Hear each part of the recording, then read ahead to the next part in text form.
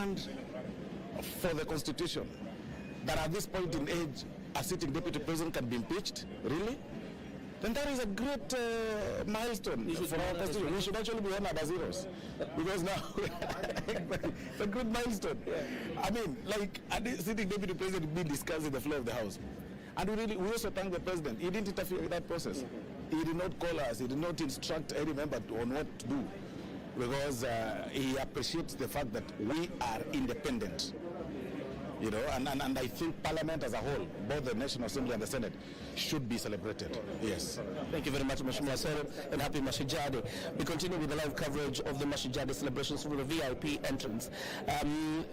Interestingly, the conversation around the deputy presidency is a conversation that really must come out clear really here at the Kwale Stadium. Of course, we've seen the deputy president designate Kithure Kindiki receiving the president at the Kwale State Lodge, where there will be a state reception. But it's also clear that he's yet to take up that position owing to a court process. The deputy president who has been impeached, that is the Honorable Rigathi Gachagua, has also wished Kenyans Mashujaa Day. I've seen that on his social media pages. So today is a special Mashujaa Day of some sorts. But what is most important is the speciality of the person commanding the guard of honor the president will inspect. For the first time, we have a female officer, Lieutenant Colonel Faith Mwagandi, who is going to be commanding this parade and will be leading the president in the inspection of the guard of honor. This has never happened before. And the Lieutenant Colonel is from the Kenya Navy Force, the Kenya Navy Force of the Kenya Defense Forces. That's where she is from, and it will be interesting again to see how this rolls out. You've seen parades so many other times, but never before has it been commanded by a female officer. Lieutenant Colonel Faith Mwagandi is in charge of that process today. We're at the VIP entrance, and we continue to see, of course, to look at the number of VIPs that are making their way. In a bit, we'll be showing you a shot of the Commander-in-Chief armored vehicle that will be taking him around the stadium as he receives greetings from Kenyans, and we'll be showing you that in a bit. But for now, let me hand you back to Abdiaziz or Kamchemenza for a feel of what is happening inside the stadium.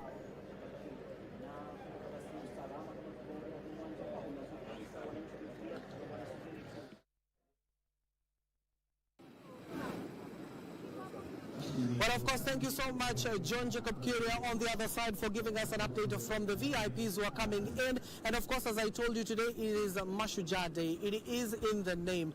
142 of them will be feted today by President William Ruto. You do know that the National Heroes Council has been playing a critical role to ensure that the Shujaas are identified. Out of the 50 million Kenyans, you are out there, you could have done something exceptional, but at the end of the day, this process has been transparent. And just to join us and tell us how that process was carried out and they arrived at 142 Shujaas that will be fitted today is none other than the National Heroes Council Chief Executive Officer. Asante sana kwa kuungana nasi. Sijui tuongee Kiswahili, tuongee Kizungu, yoyote yenye utataka tueleze. Wakenya wanauliza 50 million of them. How did you identify 142? Thank you so much na karibuni kwa Mashujaa ya mwaka huu Kwale. Nashukuru sana kwa kazi ambayo inaendelea nzuri, na tunazidi kujumuika na the public to ensure that the nominations are done in order. So in our act, the first principle which guide the nomination, in our act we have 14 categories. We have liberation struggle, maybe just to mention a few. We have sports, we have human rights, we have peacemaking, we have scholarship, we have entrepreneurship, and all those give us direction on how we start doing our nomination, which means we should have Shujaas at each and every of those categories. We make a call to the public through MyGov to reach our website and give us their nomination, whom they feel has done work exceptionally within their region, even any other place. So we received those calls. This time we received over 300,000, and we have 300 of them. And over 300, it is over 300. And through that we received at each and every category as required. The point of how do you reduce it from 50 million Kenyans to 300 is because from the call we have made, we only act with what we have received. There are only sometimes we look at special categories when people have not brought us anybody like a disabled or all that. We take time to search out through different categories. We can ask sports people to give us. And also if there are some key personalities in sports who have done well in sports like the Olympics and marathons, we also make through the PS and the CS to give us those names. They are key artists also. Sometimes we can go another mileage because of they are known, and we ask the principal institutions, the Kenya Cultural Center, PPMC, to also nominate people to us as a matter of building up into an alignment within the Act. So we sift through these nominations and we get the best. Sometimes we can't bring everybody here. We are limited with space also. And also you can't say you can continue honoring all Kenyans at a go. Otherwise we shall kill the process. So there are limits, and we make it happy by one time or another to nominate these people. I can tell you from this time a very interesting part. We nominate a sports person from Bungoma who won gold in javelin 1978. She could not believe it. But because of our research, we have a research institution and a team which works looking around. We nominated that lady. She's over the moon. She's very, very happy. She said for the first time, government has recognized. She's feeling like this is great. So we are moving away from what was happening before in the nomination of heroes. We want to involve the public as much as we can do. Remember when we have gotten out the 142 name, we take it back to the public to sanction and tell us whether there's something wrong or right for 14 days. For 14 days. So we believe, like, you don't call us and tell us I don't like so-and-so, I don't like Abdallah. No. There are protocols for saying no. Give us an affidavit that you believe Abdallah is not right. So we also see the people, somebody can just hate you by your name and say, I don't want so-and-so. So there are protocols for denying somebody that honor. We will go through it. And also we'll say, okay, this one does not meet the right. We also work with NIS. We also work with all government security.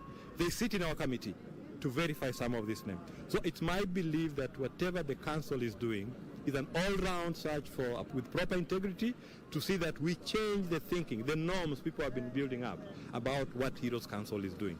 The honor is given to us. We are now trying to implement our Act, Kenya Heroes Act 2014, and I believe I have a council with a lot of wisdom. A lot of wisdom. I have Jimmy Angwenyi there, Honorable. As the chair, I have Gitua Kaingeri, a freedom fighter who's almost 99 years old. I have Leonard Mambo there. I have Reverend Labaia. I have Hussein. These are people with experience. They are teachers. They would not wish for anything to go wrong. And that wisdom we get from them brings out the best way we are trying to ensure that let the public also feel us. We know we are just beginning. We are trying to make it have more publicity to come. Like this one is also part of publicity we are appreciating as we are on the stadium, to ensure that the public understands what we do. We are open for any critique. That one we put it rightly. And any opinion which can come to us, we shall appreciate. And of course, out of the 142 of them, 24 are from the coast region. People are elated about that. So tell us about the uniqueness about this 142 people. What did they do? What did you see they did that was so exceptional? Especially, what was the theme that guided you this year? Well, I tell you, we are guided by the 14 categories. You can't go out of it because it's an act. But the people we have, I could mention just a few. We have David Tonje is being honored. I don't know whether anybody have a challenge with that. The work he did in the forces, everybody knows. General Mohammed is also being honored and is very happy about it. We have Agustin Cheruiyot, who is here with us in the stadium. Very, very happy about this honor. We have Abbas Gulit, who is here with us. We have one of the blood donors, number one. 1 or 5 times. I don't know how many people. Some of us have done maybe 6 times. He's here with us. So we have Don Motif, an artist known very well. We have the young boy, Luis from Nyeri, who went back to save his colleagues when there was fire in their school. So we are trying to pick some of the areas which are more current, and we go back also posthumously. Like now we are honoring, as we are in the course, Metekilili Wamenza officially to be honored for the works he did for our liberation struggle. So it's a rich honor we are giving, and the people are ready. Some can be interviewed. I know some of you have interviewed some of them, and it's a very key honor we are giving to them. And maybe just to the public who are watching right now, not within the confines of this stadium, just tell them, once that Mashujaa is fettered, what is it expected? Are there remuneration or their status at least changes for the better? That's a very, very key question, because the council is moving away from getting an honor and being a dead end. It's not like that. To explain this, I'll take you a little bit backward what we did last year. After the honor, we told them to form welfare groups in their region to work together. So if you have environmentalists and they have some work to do, they go do it. Like last year, this year in June, we supported the environmentalist heroes in Mombasa at Chuda Creek to plant mangrove, which I visited just before coming here the other day. The trees are doing very well. So we are working on how to support each other. Whenever there is any activities under government directive which can be worked by a group, those welfare groups they are formed help us. We are also telling them after honor is not a way to stop. Yesterday I had a meeting with them and I told them, don't go and get the honor medal and sleep with it. Do more now. Be motivated to do it. We are looking at how best we can use those heroes, even for peacemaking, for cohesion. We visited Marsabit. And remember, we are honoring posthumous, all the 14 who died in Marsabit for the first time, after almost 18 years, from 2006 to date. So we are telling them, if you are honored on peacemaking, Kenya needs peacemakers. Why don't you be in the forefront as a hero who has been honored by the head of state and do your work? If you are an environmentalist, planting trees is the key thing in this government. Go. If you are an artist, how do you moderate the celebrations of the artist? Isn't it? So we are honoring, talking to them to do even more on what they have been honored on. It's not stopping there. And I'm happy even some of last year's heroes are with us here to share with the others the importance of coming together as a unit, and we are building up a bigger unit which can be working together with the council to do some work. And maybe your final remarks to the Kenyans who are listening and watching the proceedings from Kwale State. Thank you so much, most of the Kenyans who are listening to us from Kwale. First of all, we appreciate you. Know that we have a council now which is very much dedicated to honor you, and be watching around June, July for our call, so that you can also nominate persons you have identified who have done good work, so that that nomination can reach us.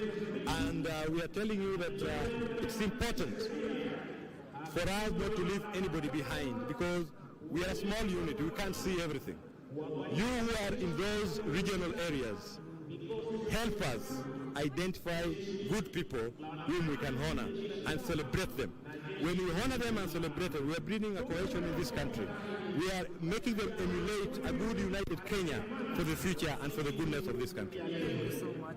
And of course, that is the National Heroes Council's Chief Executive Officer, who have been touring around Kwale County and of course various parts of the country. We've just heard out of the 142, 24 are from the coastal region, and they have been confining themselves within the 14 key areas. We've just heard from the CEO that this year it has all been about peace, and there are peacemakers, several of them who have been identified at the end of the day. Even lieutenants who are serving within the Kenya Defense Forces, generals, major generals as well, commanders will be of course feted in the list of 142 Shujaas. And of course right now, any moment from now, we do anticipate the main guests to arrive. Already the podium has filled to the brim. That is the VIP section, and of course the leaders from governors and members of parliament, senators, as well as members of the county assembly, and men and women in uniform have already arrived.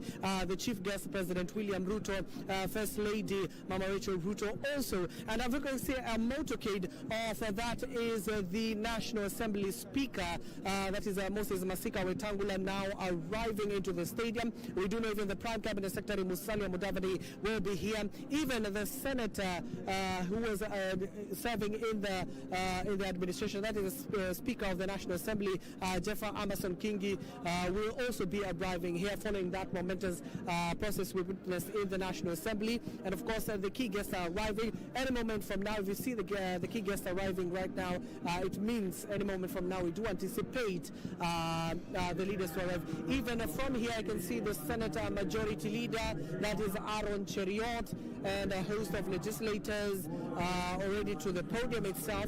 This will be the main road once the President will be arriving with his motorcade. Will be heading over, of course, to the main entrance. And of course, once the President arrives, you will see him boarding the special car from the Kenya Defence Forces, and he'll tour around the stadium greeting the residents before he goes to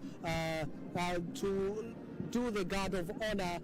Already the men and women in the Kenya Defence Forces from Navy, Army, as well as the Air Force are already lined up at the middle of the stadium. Any moment from now, the head of state will be arriving. Just heard from the expectations from Kenyans and the leaders alike, talking about what they expect from the head of state to address on. Given that this is the coastal region, they anticipate to hear more about economy, the fishing industry, and the tourism sector, how they can be improved on so that it can show at the end of the day people are living out of that. Given that this is the coastal region, that is their main business. And of course, here in Kwale, agriculture also is very key, and you do know the government right now is, of course, and there you have it. The governor has arrived, and you see the eruption within the stadium. That is Fatuma Achani, who has just arrived into the stadium. Any moment from now, she is being ushered.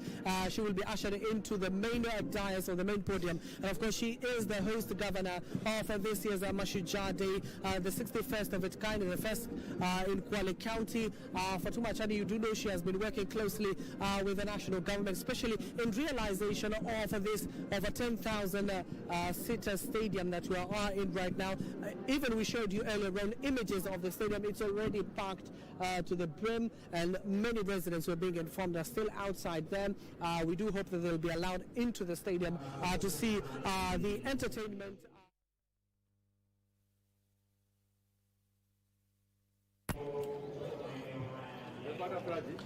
The arrival of the Deputy President designate, the Honorable Kithure Kindiki, who has just arrived at the Kwale Stadium. At this point now, what we expect is the arrival of the President, because there appears to be no other protocols beyond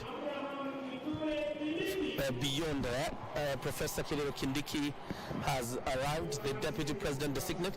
Of course, you had to see the Prime Cabinet Secretary, Dr. Musalia Mudavadi, but so far the Honorable Moses Wetangula, the Speaker of the National Assembly, has arrived.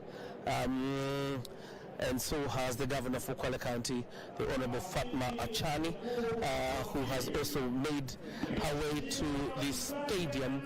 And the Prime Cabinet Secretary has also arrived, the Honorable Musalia Mudavadi.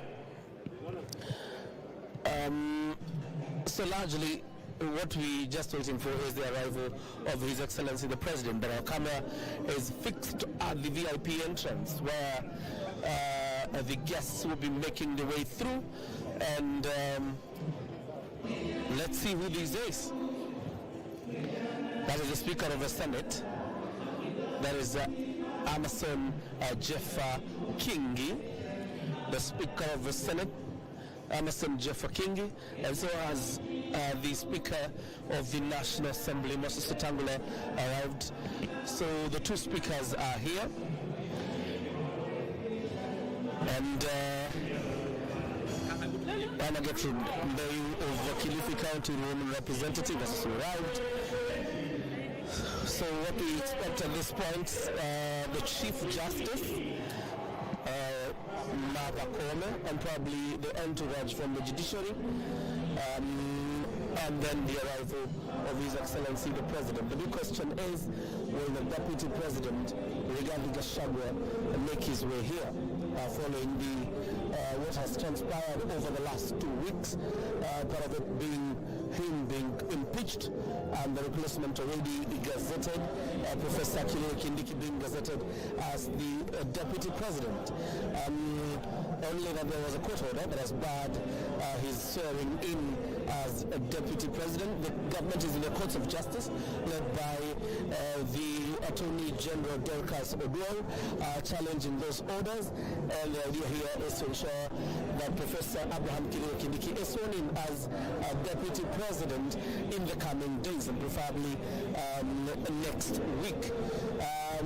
The prayers to lift those orders yesterday was denied. So much of any outcome regarding the swearing in of a deputy president would have to be on Tuesday, because it is presumed that tomorrow is also a public holiday. The Mashujaa celebrations right here at the Kwale Stadium. The first Mashujaa celebrations, of course, under the 2010 Constitution, were held in Nairobi. You remember the last year's celebrations were in Kericho County. There are several other counties that have hosted Mashujaa Day, but Mashujaa Day is not the only holiday that is celebrated outside in Nairobi County. There are other counties really that have hosted the Mashujaa Day celebrations, including the last time being the Madaraka Day celebrations that were held. The Madaraka Day celebrations, as you will remember, were also celebrated outside Nairobi County. So it's a norm now in government where celebrations, the national celebrations are taken outside the county of Nairobi, where normally they used to be held traditionally. The last one were held in Bungoma County of the Western Kenya region. VIPs, of course, continue to trickle in into the stadium, but much of what we are waiting for is the arrival of the president.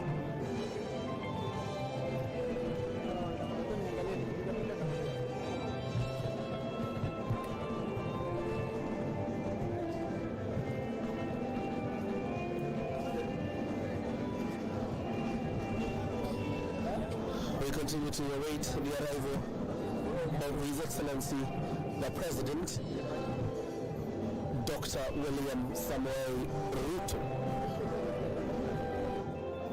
We are yet to locate the Chief Justice, or probably could have come in through another route, because there are two VIP gates to access the stadium. But our eyes are much more transfixed on where the president will enter through.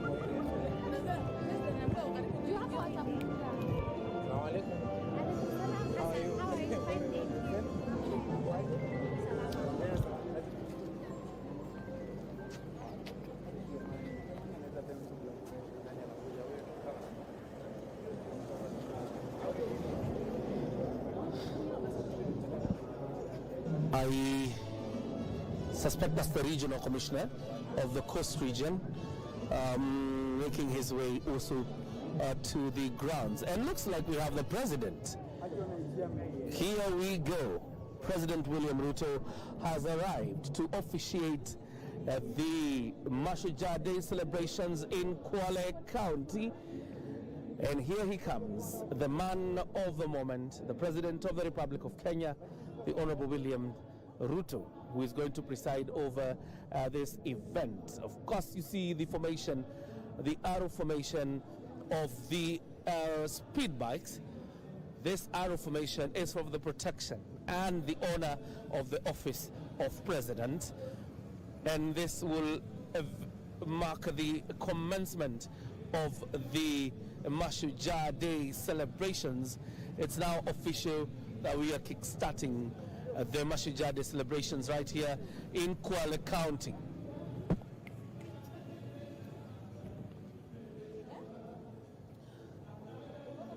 After disembarking from his official vehicle, he will board the ceremonial vehicle that is reserved for the Commander-in-Chief, and of course received there by General Charles Moreu Kahariri, the Kenya Defence Forces Chief of Defence Forces. He will then proceed to receive greetings from Kenyans aboard that ceremonial Land Rover. We'll now hand you over to the stadium, of course, as it prepares to receive His Excellency the President as he makes his way into the stadium.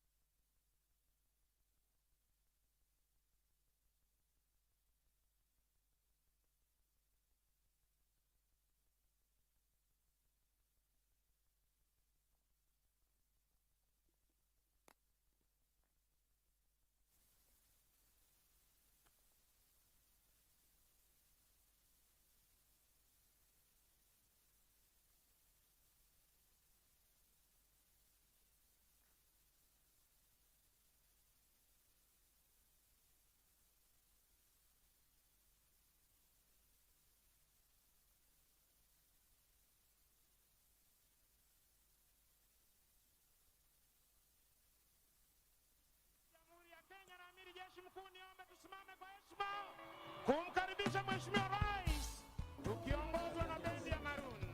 Hadi baadaye. Hadi baadaye.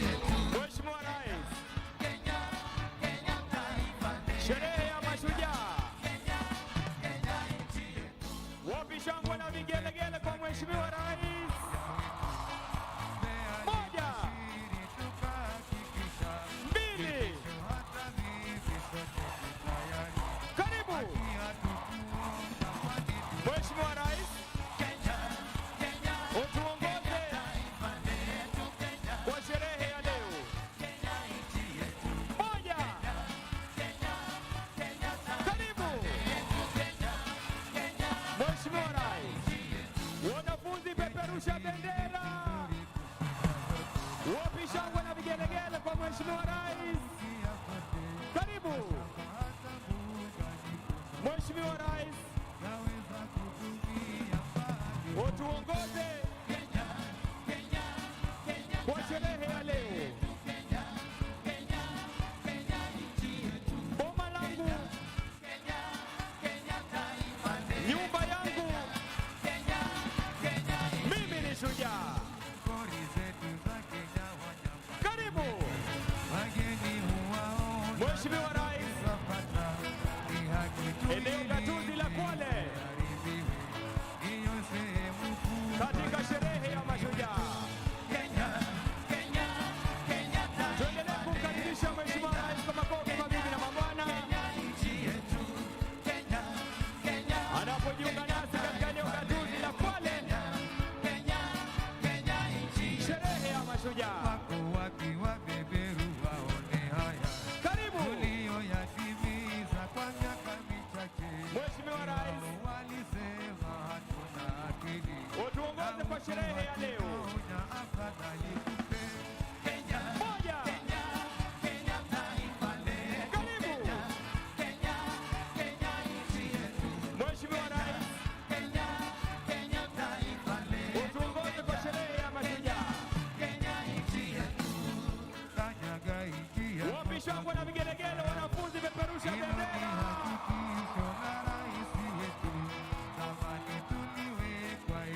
Hongera mashujaa wetu.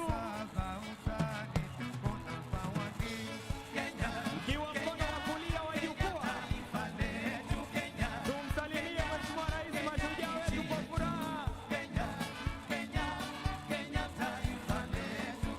Mashujaa hoye! Karibu Mheshimiwa Rais. Mashujaa kwa shangwe tumsalimu Mheshimiwa Rais anapojiunga nasi katika sherehe ya Mashujaa eneo gatuzi la Kwale. Karibu Mheshimiwa Rais, utuongoze kwa sherehe ya leo. Kauli mbiu, boma yangu, nyumba yangu, mimi ni shujaa. Asante sana Maroon. Asante sana Maroon Commandos. Niombe tubaki tukiwa tumesimama kwa wimbo wa taifa na wimbo wa Jumuiya ya Afrika Mashariki.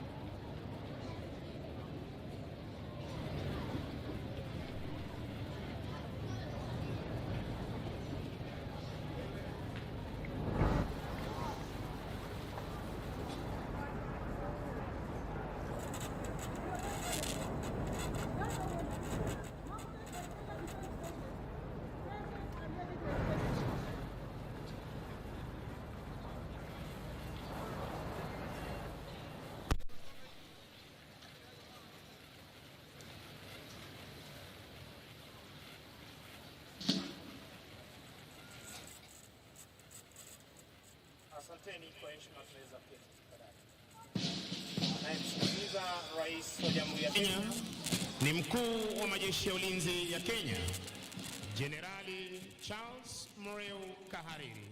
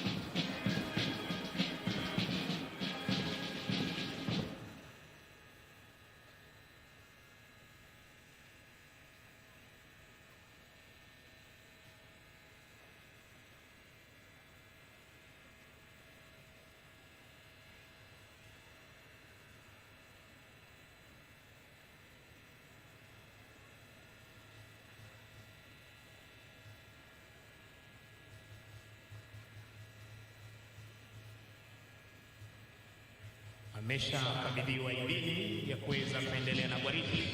Punde tu Mheshimiwa Rais atachukua nafasi yake rasmi kwenye jukwaa maalum.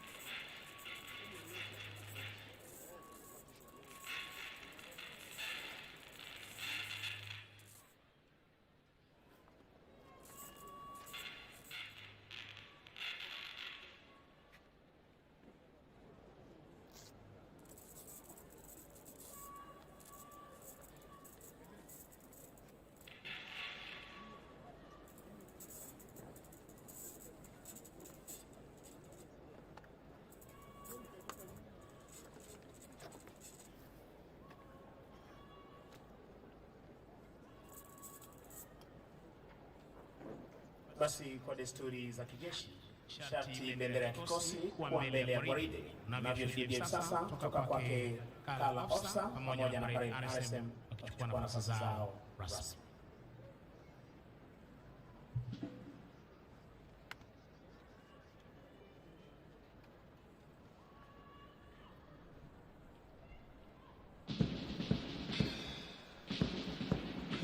To your duties by the left quick march. Wanajeshi hawa wanaondoka sasa uwanjani baada ya kuandaa gwaride la Fana siku ya leo, kupata kujiunga na wenzao kuzidi kudumisha ulinzi wa taifa letu la Kenya, kuhakikisha kwamba fuo za bahari zetu ziko salama saa 24, mipaka yetu iko salama saa 24, na anga letu liko salama masaa 24.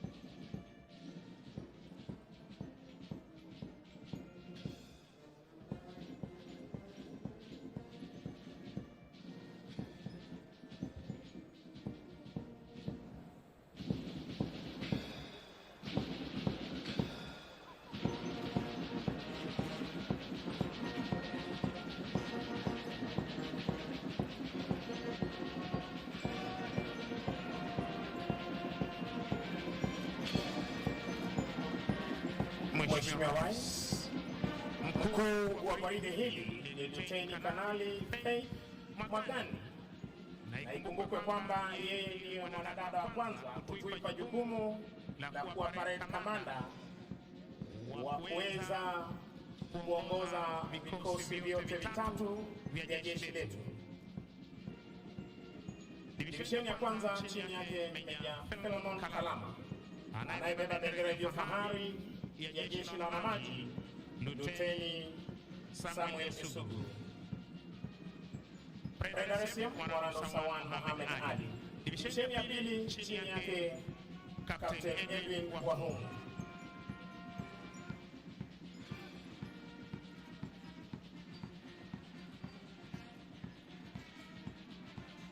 Divisheni ya tatu jeshi letu la nchi kavu kikosi cha 5 chini yake Meja Paul Nyaga Irene, wakiwa katika mavazi yao rasmi ya sherehe.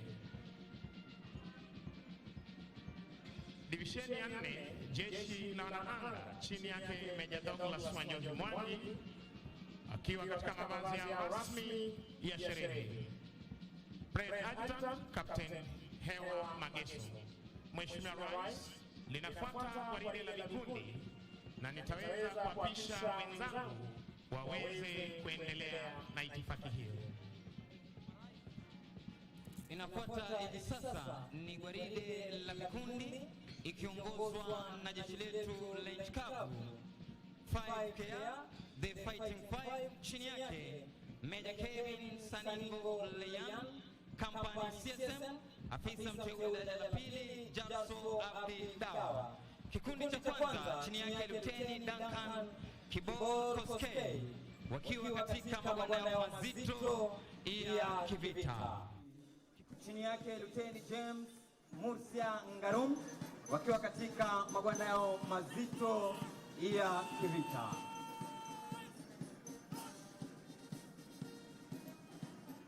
Kikundi cha tatu, Mheshimiwa Rais, chini yake Luteni Esther Mnyazi Mkala, wakiwa katika magwanda yao mazito ya kivita.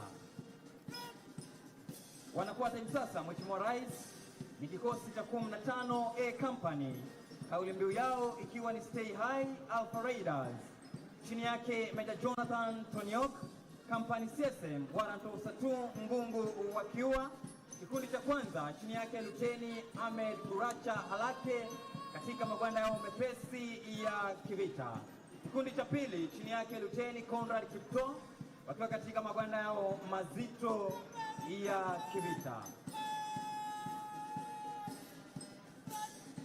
Kikundi cha tatu chini yake Luteni Isaac Kimathi, wakiwa katika magwanda yao mepesi ya kivita. Wanafuata hivi sasa, Mheshimiwa Rais, ni polisi wa kitaifa wakiongozwa na Kenya Police Service, chini yake Superintendent Lydia Mambo akisaidiana na Chief Inspector Sitene Rotich. Kikundi cha kwanza chini yake Inspector Elijah Mwadori wakiwa katika mavazi ya rasmi ya sherehe. Kikundi cha pili, Mheshimiwa Rais, kikundi cha kinadada chini yake Chief Inspector Florence Mapenzi akisaidiana na Inspector Amina Hanyara Hussein katika mavazi yao rasmi ya sherehe. Sasa ni GSU wakiwa katika mavazi yao rasmi ya sherehe chini yake Chief Inspector Wesonga Makwari Boniface akisaidiana na Inspector Vincent Korir. Kikundi kifuatacho, kikundi cha GSU wakiwa katika mavazi yao mazito ya kikazi chini yake Inspector Daniel Ndolo.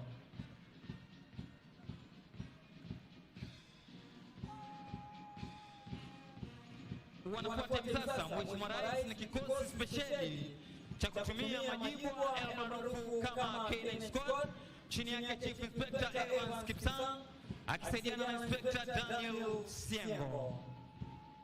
Wanafuata hivi sasa, Mheshimiwa Rais, ni Administration Police Service chini yake Superintendent Albert Simicha Parmeris akisaidiana na Chief Inspector Lekurtut Julius. Kikundi cha kwanza chini yake Inspector Juma Omar Mwajambo wakiwa katika mavazi yao rasmi ya sherehe. Wanafuata hivi sasa, Mheshimiwa Rais, ni polisi wa kupambana na wizi wa mifugo chini yake Inspector Alfred Moki Sivana wakiwa katika mavazi yao mepesi ya kikazi. Kikundi cha pili, Mheshimiwa Rais, kikundi cha kupambana na majanga yanapochipuka chini yake Inspector Joshua Mbaye Kutuku wakiwa katika mavazi yao mepesi ya kikazi. Wanafuata hivi sasa, Mheshimiwa Rais, ni polisi wa kuchunga mipaka yetu chini yake Inspector Kevin Walukana Njani wakiwa katika magwanda yao mazito ya kikazi. Mheshimiwa Rais, ni askari wa kulinda fuo zetu za bahari pamoja na maziwa yetu ya ndani maarufu kama waters, chini yake Luteni Nasi Nyakuhi. Mheshimiwa Rais, wafuatao hivi sasa ni askari wa kulinda magereza yetu chini yake Superintendent George Njue akishirikiana naye Chief Inspector Said Bekari. Kikundi cha kwanza chini yake Inspector Kajori Gogu wakiwa kwa mavazi yao rasmi ya sherehe. Kikundi cha pili, kikundi cha kinadada chini yake Chief Inspector Rosette Baraza akishirikiana naye Inspector Diana Irungu wakiwa kwa mavazi yao rasmi ya sherehe. Wafuatao hivi sasa ni askari wa kupambana na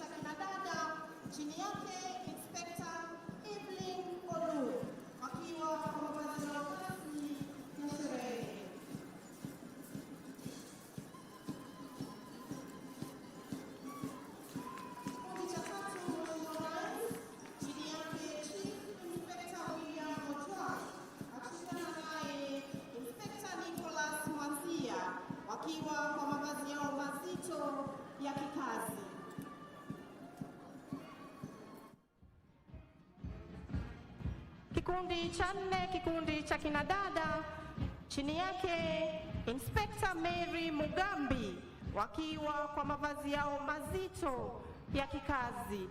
Na kwa kutufungia gwaride hili la vikundi, Mheshimiwa Rais, ni askari wa gatuzi hili la Kwale, chini yake Chief Inspector Joseph Kalumalewa, akishikiana naye Inspector Abdalla Morandani, wakiwa kwa mavazi yao rasmi ya sherehe. Kikundi cha pili, kikundi cha kinadada, chini yake Chief Inspector Mwanajuma Gwaya, akishirikiana naye Inspector Magdalene Duta, wakiwa kwa mavazi yao rasmi ya sherehe.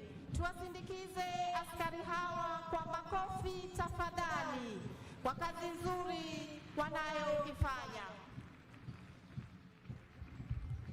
Mheshimiwa Rais, ni zamu ya bendi za majeshi ya ulinzi kuweza kuondoka uwanjani hivi sasa baada ya kutekeleza wajibu wao siku ya leo chini yake Captain Simon Mwaganda, Senior Drum Major, afisa mteule daraja la pili Paul Nzimbi, wakiondoka uwanjani baada ya kuletea muziki uliopangwa ukapangika katika makala ya mwaka huu ya sherehe za Mashujaa hapa kaunti nambari 2, kaunti ya Kwale. Basi Mheshimiwa Rais, litafuata tamasha la ndege zetu za kivita na nitampisha mwenzangu aweze kuendelea. Basi Mheshimiwa Rais, kama tunavyoshuhudia hewani, kikundi cha kwanza ndege aina ya Grove 120 Alpha leo hii zikiwa chini yake lead pilot Major Lucas Wafula Wekesa, zikipita taratibu mbele yako Mheshimiwa Rais kuweza pia kutufanikishia makala haya ya siku ya Mashujaa mwaka 2024. Basi kitakachofuata Mheshimiwa Rais ni kikundi cha pili ambazo ni ndege zetu za kivita, ndege aina ya F5, kawaida yake mwendo wa kasi, sauti kuu, lakini kwa mara ya kwanza zitapita zikiwa taratibu mbele yako Mheshimiwa Rais. Na ni ndege hizi Mheshimiwa Rais, kama tunavyoshuhudia angani, zikiwa katika 4-ship box formation. Tuwape makofi marubani wetu tafadhali, ambao hakikisha ya kwamba anga letu liko salama, wakiweza kujiondoa katika mfumo huo wa box formation, ili Mheshimiwa Rais waweze kutuletea maonyesho ya moja kwa moja jinsi wao ukaweza kukabiliana na adui angani, ardhini na pia hata kwenye fuo za bahari. Mheshimiwa Rais, rubani wa kwanza atatuletea onyesho ambalo atainua pua la ndege takriban digrii 45, kisha kupaa akielekea mawinguni na kuletuletea mizunguko ya upande wa kushoto mwa ndege. Kisha rubani wa pili Mheshimiwa Rais atatuletea onyesho ambalo yeye naye atainua ndege takriban digrii 60 kupaa akielekea juu kabisa, pia akiweza kutuletea maonyesho ya kushoto. Kisha rubani wa tatu Mheshimiwa Rais naye atatuletea onyesho roll of top, onyesho ambalo rubani atainua pua la ndege kupaa ikiwa wima, na inapofika upeo wa kupaa basi rubani atailaza chali na kurudi mahali ambapo ametoka.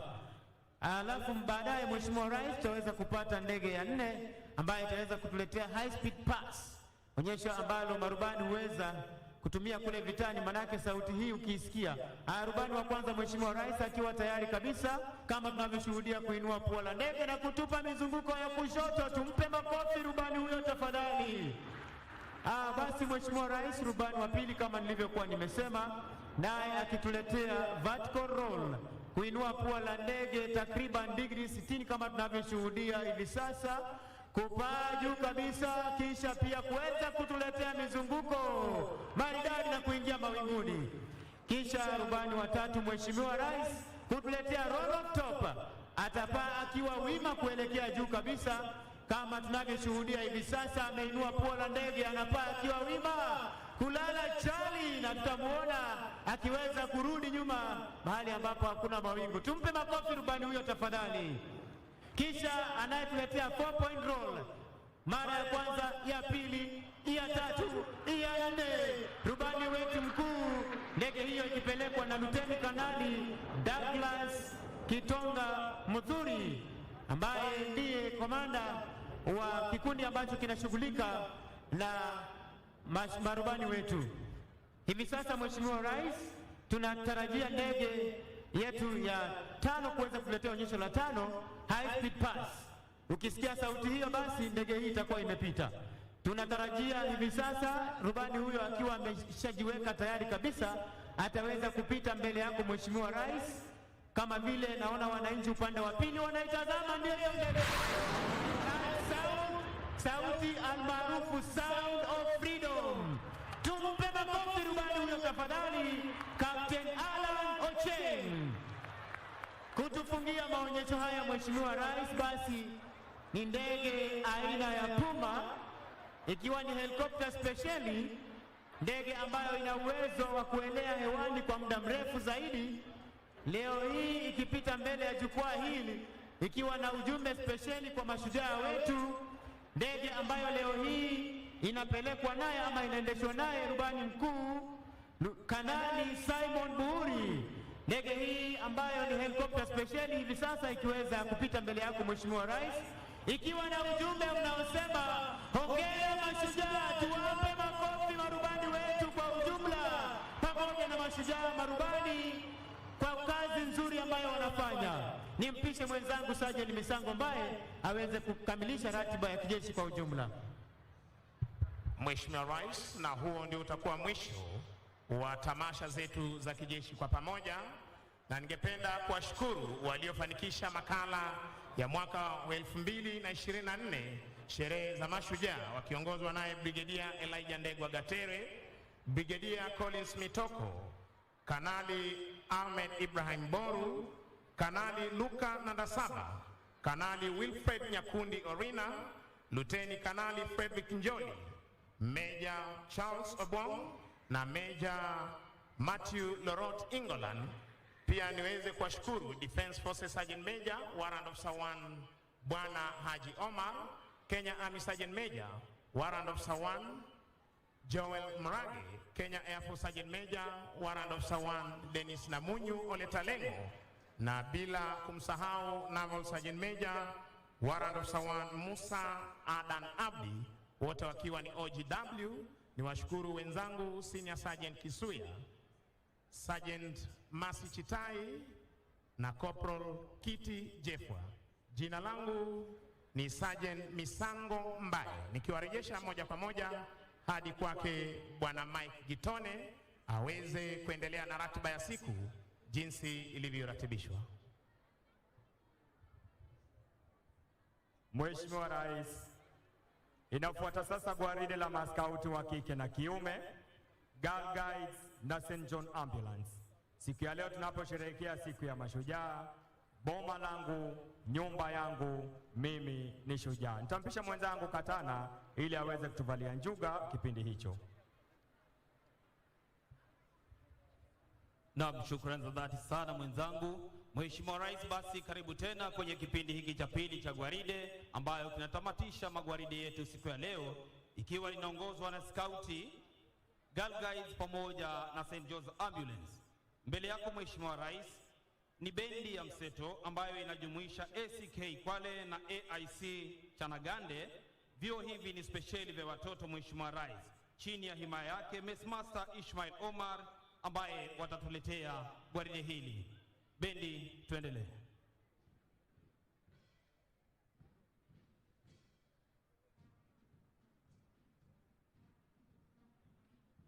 Mheshimiwa Rais, bendi hii inaweza kutuchezea nyimbo za kizazi kipya, nyimbo zilizopendwa na pia vile vile nyimbo za enzi, ambapo siku ya leo wataweza kuhakikisha hatua zote zilizoko kwenye gwaride hili la maskauti zinaenda sawa sawia.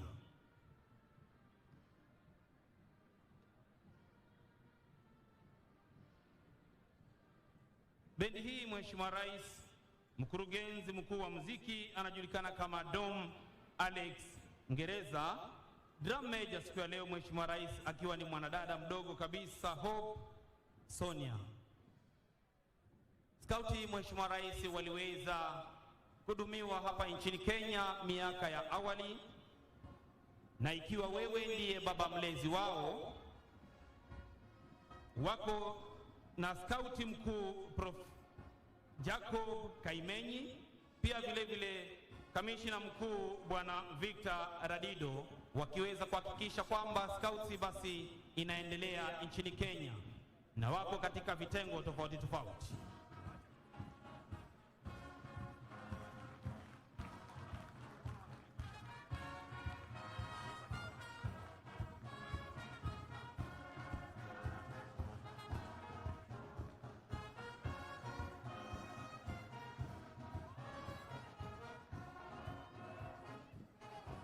Basi kikundi cha kwanza Mheshimiwa Rais kinachopita mbele yako ni sungura, rangi yao ikiwa ni rangi ya manjano, miaka 6 hadi 12, wanasema do your best.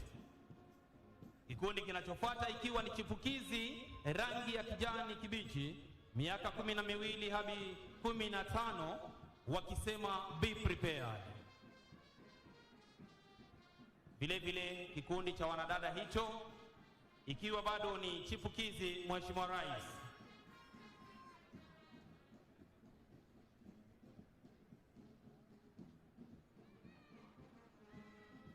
Kinachofuata Mheshimiwa Rais ni kikundi cha mwamba wakiwa wamevalia rangi ya maroon kwenye shingo, miaka 16 hadi 18, wanasema look wide.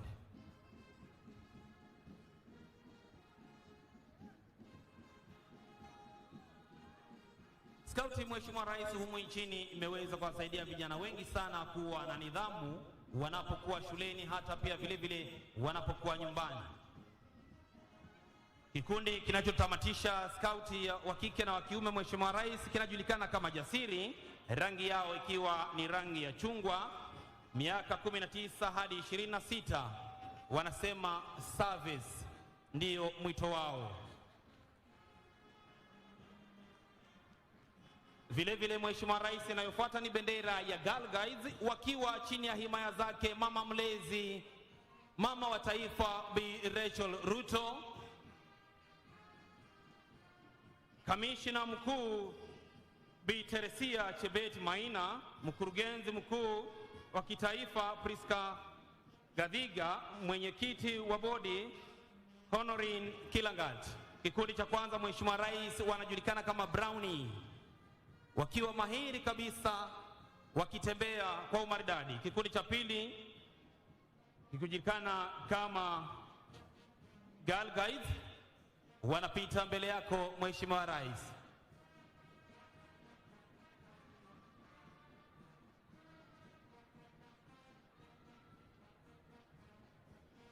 Wanaopita mbele hivi sasa Mheshimiwa Rais ni kikundi cha wanadada ambacho kinajulikana kama Girl Guide, wakiwa wamevalia blue wakisema upright.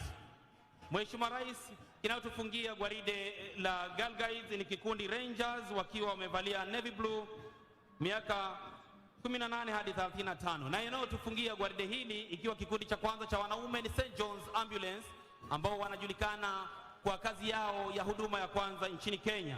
Kikundi cha kwanza ikiwa ni Dolphin, miaka 13 hadi 18 kuradhi. Vile vile wanadada hao wakiweza kufunga kikundi hicho, na cha mwisho Mheshimiwa Rais ikiwa ni above 18 wakijulikana kama adults.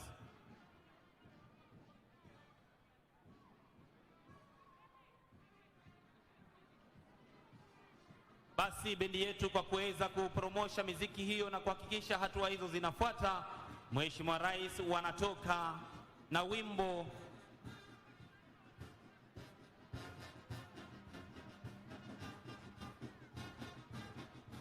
Tuwape makofi jameni wanaskauti wetu wanapoaga kiwanja hiki na tunapofunga tamasha za gwaride.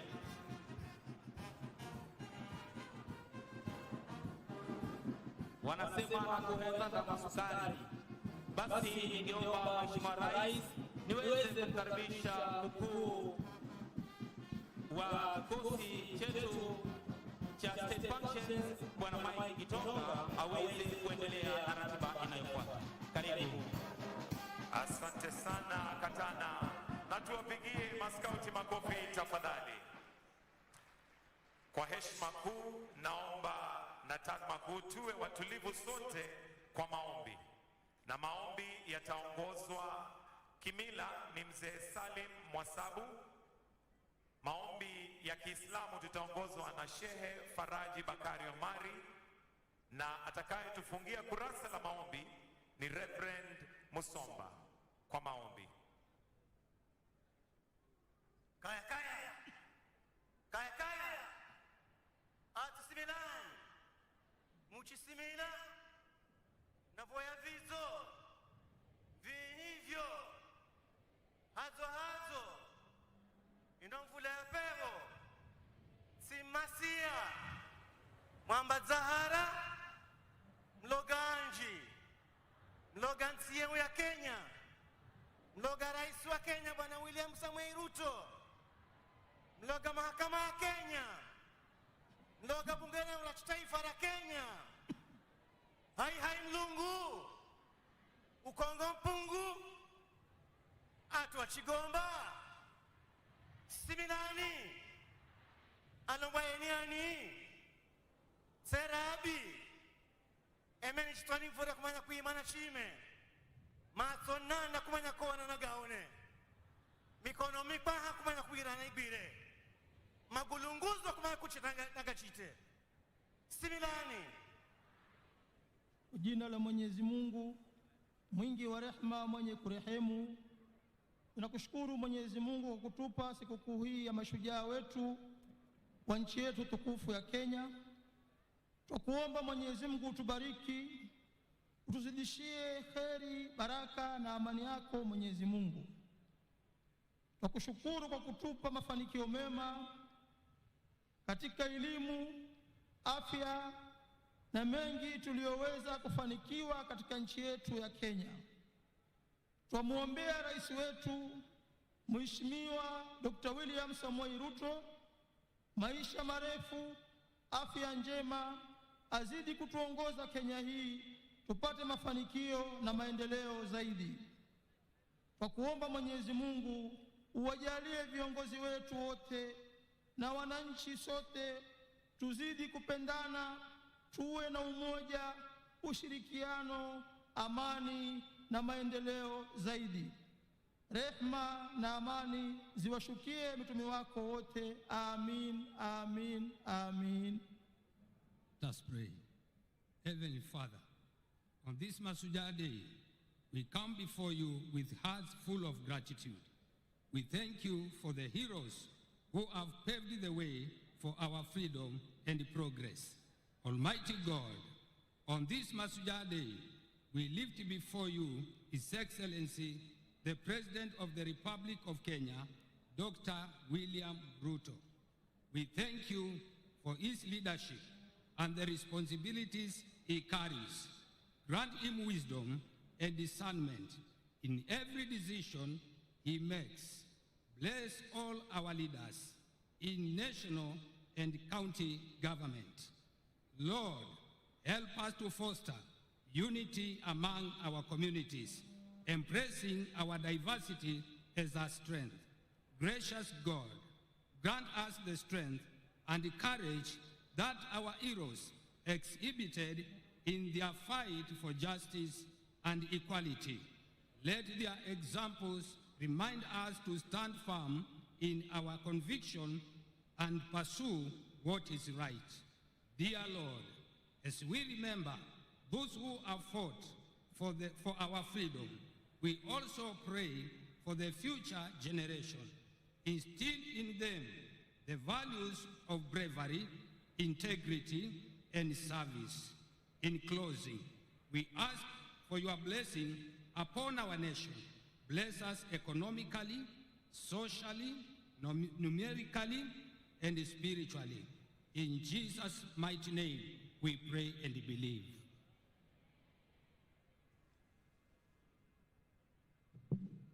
Mheshimiwa Rais Daktari William Samoei Ruto, Rais wa Jamhuri ya Kenya na Amiri Jeshi Mkuu wa Majeshi ya Ulinzi, Mheshimiwa Mama wa Taifa, Mama Rachel Ruto, Mheshimiwa Profesa Abraham Kithure Kindiki, Mkuu wa Mawaziri Mheshimiwa Musalia Mudavadi, Mheshimiwa Spika wa Bunge la Kitaifa na Bunge la Seneti, Mkuu wa Sheria, Gavana wa eneo gatuzi la Kwale na viongozi wote mbalimbali, mabalozi na maafisa wakuu wa kidiplomasia, wananchi wapendwa, mashujaa kutoka pembe zote za nchi yetu ya Kenya. Na Mheshimiwa Rais, naomba aombe mashujaa wasimame ili tuwapongeze. Mashujaa, hebu tusimame tuwapongeze tafadhali mashujaa ambao tunasherekea siku ya leo. Asanteni, mnaweza mkaketi, mabibi na mabwana. Mheshimiwa Rais, kwa niaba ya kamati ya andalizi ya tamasha hii siku ya leo ya mashujaa, naomba unikubalie tuweze kuingia kwa kipindi cha burudani, na wakaribisha wenzangu Boni na Beatrice wawakaribishe kwa kipindi cha burudani. Karibu.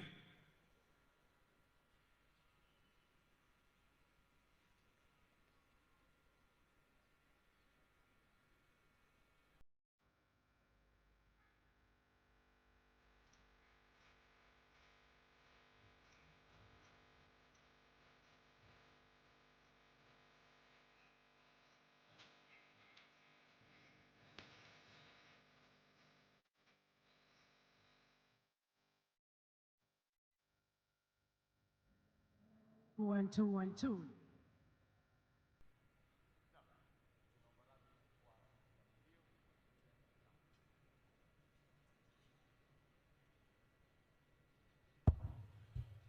Mheshimiwa Rais, tunaomba radhi kwa hitilafu hiyo ya kimitambo, lakini hata hivyo, Mheshimiwa Rais, burudani ya leo imetiwa vikorombwezo na viungo vya kuvutia mithili ya pilau na biriani.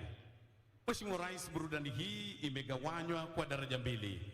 Daraja ya kwanza itashuhudia wanafunzi takriban 520 kutoka shule mbalimbali za msingi gatuzini humu, wakiongozwa na Janet Langat kutoka Wizara ya Elimu, waelekezi wakiwa ni Eric Amuhaya, Faith Mbote, Hezekiah Ogira na Salim Omar. Wanafunzi hawa wataunda miundo ya kupendeza na yenye mafunzo tele kulingana na kauli mbiu ya sherehe za mwaka huu ambayo ni boma yangu, nyumba yangu, mimi ni shujaa. Hiyo ndio itakuwa daraja ya kwanza. Daraja ya pili, Mheshimiwa Rais, ni burudani mseto. Tutaanza na mchezo wa kuigiza wenye mada boma yangu. Mchezo huu utafuatwa na shairi lenye mada Kenya inaendelea, kabla ya wasanii tajika kutoka gatuzini humu kuteka uga huu kupitia nyimbo zao maarufu. Mheshimiwa Rais, sijui kama unaufahamu wimbo mimi ni mzabibu, baba ni mkulima. Pia utatumbuizwa na taarabu, mtindo ambao ni maarufu sana hapa Pwani. Hitimisho ya burudani ya leo, Mheshimiwa Rais, itakuwa ni densi ya Sengenya. Watoto, iwapo mko tayari sasa, uwanja ni wenu. Wanakwale wa Kenya kwa jumla, tuwakaribishe watoto uwanjani kwa shangwe, makofi na vigelegele. Karibuni.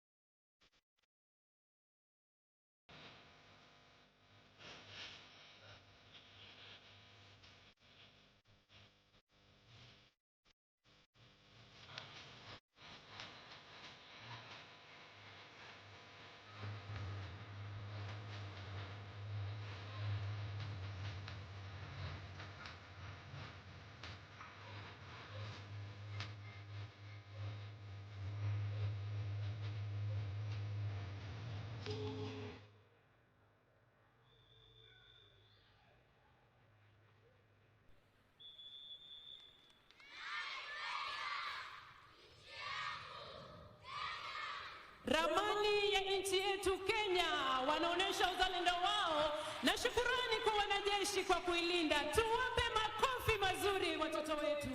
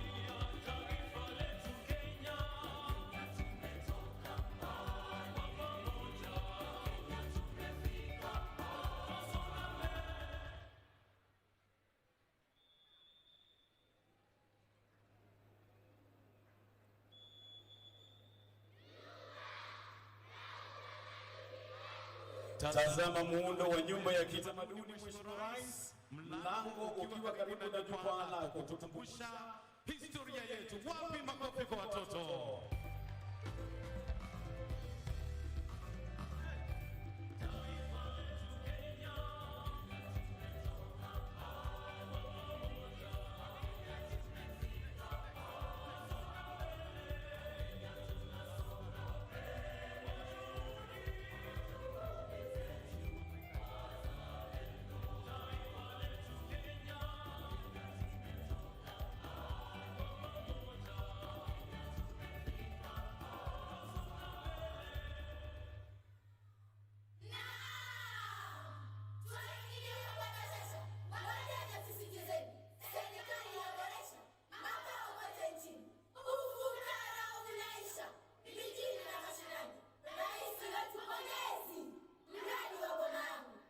Ulize mwenzako nyumba hii wahitaji kulea mama.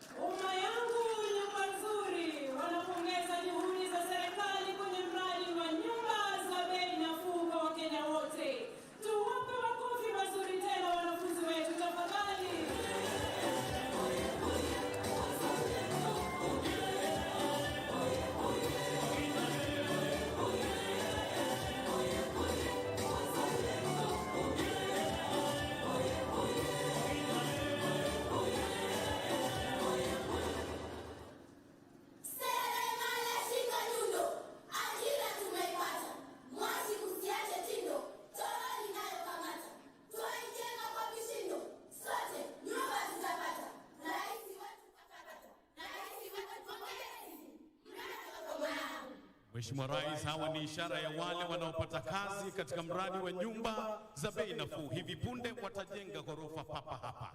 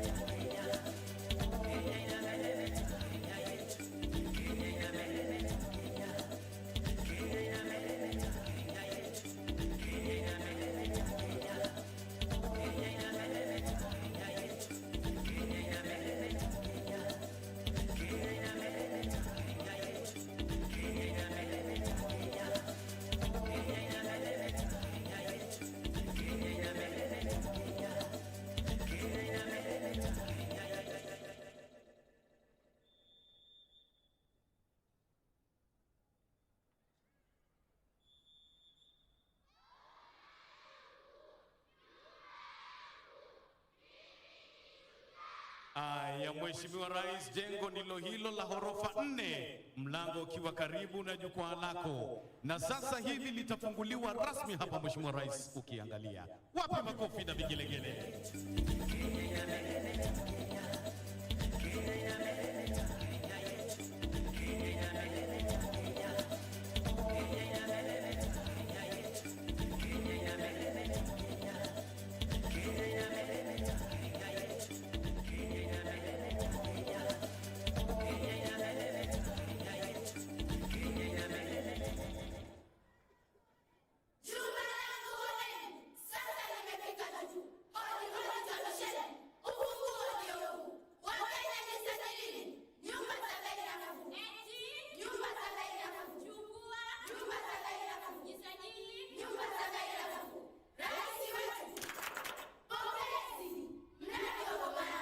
Hivi sasa Mheshimiwa Rais, kijana huyo mwenye koti zito ana azma ya kuwa rais kama wewe. Sasa anakwenda kufungua jengo hili ambalo ni nyumba za bei nafuu.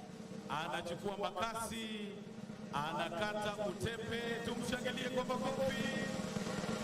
Anakabiliana na ufunguo, anaingia ndani kufanya ziara. Mheshimiwa Rais, pale ndani kuna bedsitters, kuna 1 bedroom, kuna 2 bedroom, na zote zina stima na maji na zimesafishwa kweli kweli. Wapi vigelegele wananchi?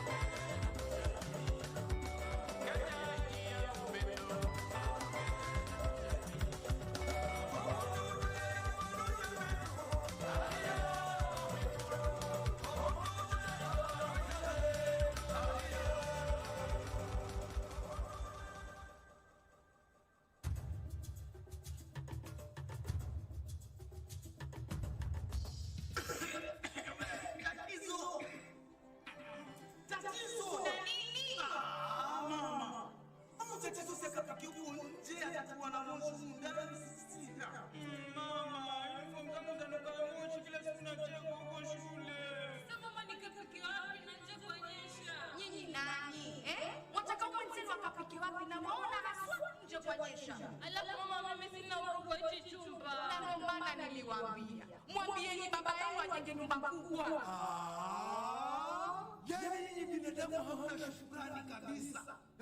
Wenzenu huko nje hawana hata makao. Nyinyi mko hapa mnalalamika. Nyumba ni ndogo. Nyumba ya kuja. Hebu nioneni huruma bwana. Kwanza paondokeni hapa. Alafu wewe mama yake. Huu ni mwezi wa 6. Mimi keke kunipi. Kazi ni kuchochea watoto tu hapa. Yaani kwenye kinyumba hiki kupika kulala watoto tunao tena bado wataka mpekeke. Sasa nasemaje? Sikupi. Wazee wenzangu na wauliza, je, ni ungwana wewe kujisajili Citizen boma yangu? Basi mimi najisajili niokoe familia yangu. Fanya hivyo bwana. Ndege wako na mahali pa kuenda jioni, wanyama wa porini jua likitua pangoni, samaki wa majini wana makao baharini, wako mpangoni. Na kuna Mkenya hana nyumba mahali, na zile ziko hawezi kumudu bei ghali, analilia serikali, ategemea serikali.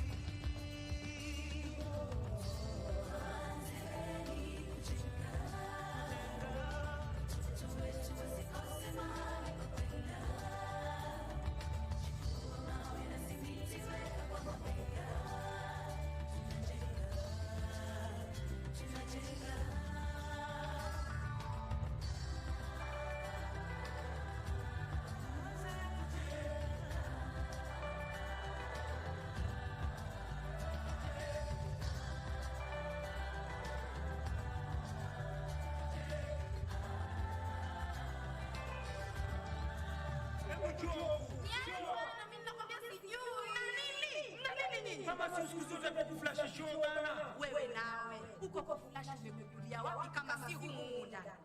Hebu nenda kufundisha mwenzako jinsi ya kuflash. Hebu tuende ukulione.